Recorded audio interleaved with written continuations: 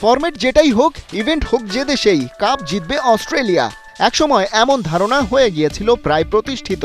Ricky Ponting এর জামানায় তো ওয়ানডে ফরম্যাটে আইসিসি ইভেন্টে আরও দুর্ভেদ্য দুর্গ ছিল তারা। কোনো কন্ট্রোভার্সি নয়, পারফরমেন্স দিয়েই ওরা মুখে মুখে রটিয়ে দিয়েছিল গোল্ডেন ট্রফিটা ওই হলুদ জার্সিওয়ালাদের জন্যই।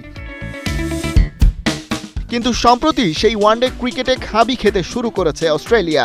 চ্যাম্পিয়ন্স ট্রফিতে ভারতের বিপক্ষে হেরে সেমিফাইনাল থেকে বিদায় নিয়েছে তারা। এর আগে সেই আসরে সুযোগই না পাওয়া শ্রীলঙ্কার বিপক্ষে 2 ম্যাচের সিরিজে হোয়াইট ওয়াশ হয়েছে। মাইটি অস্ট্রেলিয়ার এই হাল রীতিমতো অবিশ্বাস্য। ওদিকে স্টিভ স্মিথ আর মার্কাস স্টয়নিসের মতো ক্রিকেটার ওয়ানডেকে বিদায় বলেছেন, যেটা অস্ট্রেলিয়ার দলকে সামনে আরও বেশি অস্থির করে তুলতে পারে। এ বিষয়ে বিস্তারিত আলাপকালে দলটার নিয়মিত অধিনায়ক প্যাট কামিন্স বলছেন, প্রতিনিয়ত তাদের কিছু না কিছু ব্যালেন্স করে চলতে হয়। এই যেমন 2027 বিশ্বকাপ সামনে এগিয়ে আসছে, তাই ওয়ানডে ফরম্যাটে ফোকাস বাড়াবে তারা। যে কোনো সফরে একদিনের সিরিজ গুরুত্ব পাবে বাড়তি। এভাবেই খেলাটা শিখবে অস্ট্রেলিয়া। কামিন্সের কথাগুলো শুনলে কনফিউজড হয়ে যেতে হচ্ছে। এটা অস্ট্রেলিয়ার ক্যাপ্টেনের স্টেটমেন্ট নাকি বাংলাদেশের? টাইগাররাই তো প্রতিনিয়ত শিখে যাচ্ছে, অর্জনের দিন আর আসে না, তাই সমালোচিত হয়। তবে কামিন্সের মন্তব্যে পরিষ্কার, এমন দিন সবার জন্যই আসে।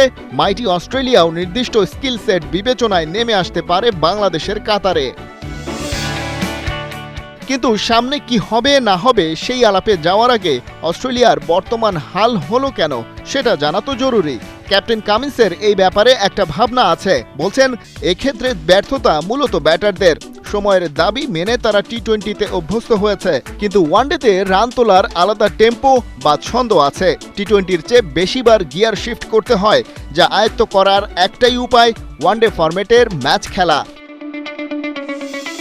সেক্ষেত্রে অস্ট্রেলিয়ার সামনে কঠিন চ্যালেঞ্জ অপেক্ষায়। স্মিথ রিটায়ারমেন্টে যাওয়ার পর সিনিয়র জুনিয়র কম্বিনেশনে দলের ভারসাম্য ধরে রাখাই হবে সবচেয়ে মুশকিলের কাজ।